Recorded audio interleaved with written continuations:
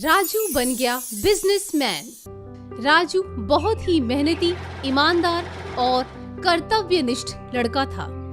वो बहुत ही गरीबी में पला बढ़ा था। गरीबी के कारण वो ज्यादा पढ़ लिख नहीं पाया। उसके परिवार में उसकी माँ, पिताजी, उसके अलावा उसके 2 छोटे भाई बहन भी थे। वो एक रेलवे ट्रैक के पास एक छोटी सी झुग्गी में रहते थे। उसके पिताजी कबाड़ बेचकर बड़ी मुश्किल से 2 वक्त की रोटी का जुगाड़ कर पाते थे। राजू को अपने परिवार को इतनी बुरी स्थिति में देखकर बहुत बुरा लगता था। जब वो थोड़ा बड़ा हुआ तो आर्थिक तंगी के कारण काम की तलाश में लग गया। कई दिनों यहाँ वहाँ भटकने के बाद उसे एक बस कंडक्टर की नौकरी मिल गई। राजू बड़ी मेहनत और ईमानदारी से काम करने लगा और घर का खर्च उठाने लगा। उसने अपने छोटे भाई बहनों को स्कूल भेजना भी शुरू कर दिया। एक ही साल में धीरे धीरे राजू ने बस चलाना भी सीख लिया और कंडक्टर से ड्राइवर बन गया। एक दिन वो बस स्टेशन के पास वाले ढाबे पर ही चाय पी रहा था। अरे राजू बेटा, बधाई हो, तुम्हारी तो तरक्की हो गई। तुम कंडक्टर से ड्राइवर जो बन गए हो। जी धन्यवाद चाचा जी। अरे इसमें क्या तरक्की, ड्राइवर ही तो बना है, कौन सा रजनीकांत बन गया है। उस ड्राइवर ने मुंह ऐंठते हुए कहा और चला गया। राजू हैरान था। चाचा जी, इस ड्राइवर ने ऐसा क्यों कहा और उसने सुपरस्टार रजनीकांत का नाम क्यों लिया? अरे उसकी बातों पर ध्यान मत दो बेटा, उसे तुमसे जलन हो रही होगी। वो तो ठीक है चाचा जी, लेकिन मुझे जानना है कि उसने रजनीकांत जी का नाम ही क्यों लिया। अरे राजू बेटा, तुम्हारी उम्र में सुपरस्टार रजनीकांत जी भी बस के कंडक्टर हुआ करते थे, लेकिन वो वहीं पर नहीं रुके। उनके अंदर कुछ करने और बनने का जुनून था। उन्होंने दिन रात मेहनत की और आज देश के सबसे बड़े और महंगे सुपरस्टार हैं। उस रात राजू को नींद नहीं आई। वो रात भर यही सोचता रहा कि उसे भी रुकना नहीं चाहिए और कड़ी मेहनत करके एक बड़ा आदमी बनना चाहिए। अगर रजनीकांत जी देश के सबसे बड़े स्टार बन सकते हैं तो वो भी कुछ न कुछ तो बन ही जाएगा। उस दिन के बाद राजू हर समय इसी उधेड़बुन में रहता था कि उसे क्या करना चाहिए। एक दिन वो उसी ढाबे पर चाय पी रहा था। अरे चाचा जी, मुझे भी रजनीकांत जी की तरह एक बड़ा आदमी बनना है। इसके लिए मुझे क्या करना चाहिए? मैं तो ज्यादा पढ़ा लिखा भी नहीं हूँ। चाय वाले ने उसे हैरानी से देखा। लगता है उस दिन की बात को कुछ ज्यादा ही गंभीरता से ले ली तुमने बेटा, लेकिन अगर मुझे इतनी समझ होती तो क्या मैं अभी तक चाय बेच रहा होता क्या? हाँ, पर इतना जरूर कहूँगा कि बड़ा आदमी बनने के लिए सिर्फ पढ़ा लिखा होना ही काफी नहीं होता। सोच भी बड़ी होनी चाहिए, इरादे मजबूत होने चाहिए। बाकी तुम में कोई काबिलियत होगी तो कुछ न कुछ बन ही जाओगे। राजू सोच में पड़ गया। उसकी सोच भी बड़ी थी और उसके इरादे भी मजबूत थे। बस उसे समझ में नहीं आ रहा था कि उसे क्या करना चाहिए। वो दिन रात यही सोचता रहता था। एक दिन वो बस चला रहा था तो एक बुजुर्ग पैसेंजर कंडक्टर के ऊपर चिल्ला रहा था। मेरा इशारा करने पर भी इतनी आगे क्यों रुकवाई बस को? मुझे दौड़ते हुए आना पड़ा।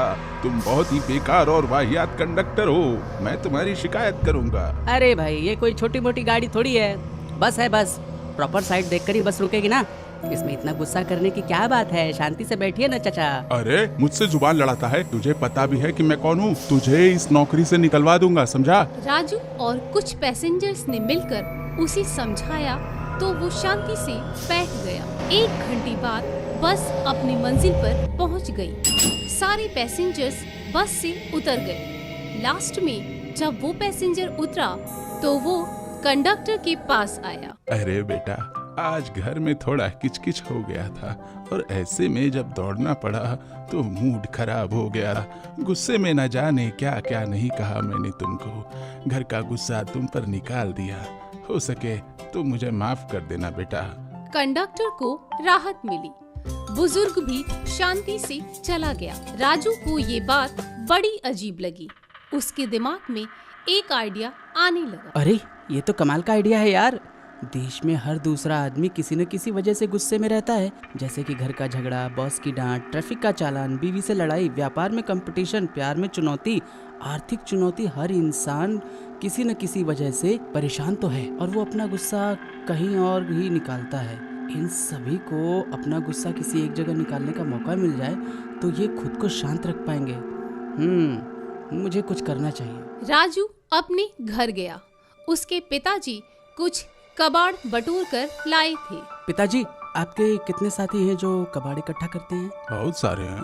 क्यों? क्या आप लोगों को उसकी अच्छी कीमत मिलती है? अगर ऐसा होता तो तुझे पढ़ाई क्यों छोड़नी पड़ती बेटा? ठीक है पिताजी, अब मुझसे कोई सवाल मत कीजिएगा, बस जो कह रहा हूँ उसे ध्यान से सुनिए। मैंने एक गोदाम किराए पर लिया है।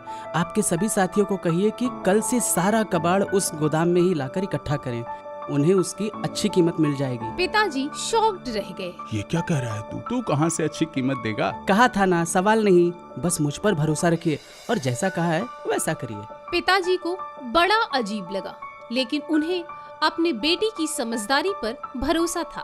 कुछ ही दिनों में राजू का गोदाम कबाड़ से भर गया। राजू ने गोदाम के आगे एक बोर्ड लगा दिया जिस पर लिखा था फ्रस्ट्रेशन क्लब। राजू ने अखबार में इश्तिहार छपवा दिया। बीवी से लड़ाई, घर प्रॉपर्टी के झगड़े, बॉस की डांट, महीने के टारगेट की टेंशन, प्यार में समस्या, व्यापार में नुकसान, आर्थिक तंगी, दोस्तों से अनबन जैसी किसी भी बात का गुस्सा अगर आपके अंदर भरा पड़ा हो और आप अपना गुस्सा निकालना चाहते हो तो फ्रस्ट्रेशन क्लब आइए और 100 रुपए प्रति घंटे के हिसाब से जी भरकर गुस्सा निकालिए। अगले दिन अखबार में ऐड देखकर कुछ 1-2 आदमी वहां पहुंचे और 100 रुपए फीस भरी। गोदाम के आगे कई औजार औजार जैसे कि हॉकी, रॉड, बैट और ऐसी कुछ चीजें रखी हुई थी।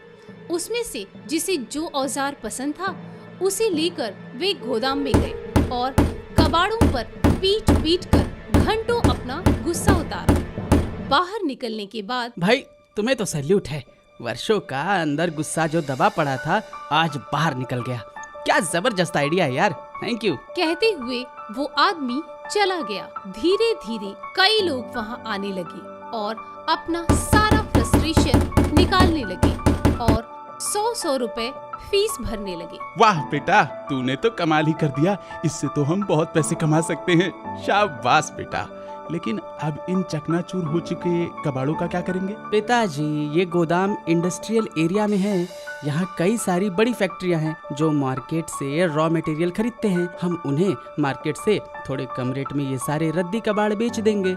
मैंने कुछ फैक्ट्रियों में बात भी कर रखी है, वो हमारा रद्दी कबाड़ खरीदने को तैयार है। इस तरह हम ये फ्रस्ट्रेशन क्लब भी चलाएंगे और रद्दी कबाड़ बेचकर बिजनेस भी करेंगे। पिताजी ने खुशी से राजू का माथा चूम लिया। धीरे धीरे राजू का फ्रस्ट्रेशन क्लब बहुत फेमस होने लगा। एक ही साल में उसने कई सारे राज्यों के कई शहरों में अपने फ्रस्ट्रेशन क्लब खोले। राजू अब एक बड़ा बिजनेसमैन बन गया था। हजारों लोग उसके अंडर में काम करने लगे। उसका परिवार रेलवे ट्रैक के पास की झुग्गी से एक आलीशान बंगले में शिफ्ट हो गया। कुछ सालों में उसका बिजनेस विदेशों में भी बढ़ने लगा। राजू यूथ आइकॉन बन गया था। इस तरह राजू एक बस कंडक्टर से एक अमीर बिजनेसमैन बन। Like, share and subscribe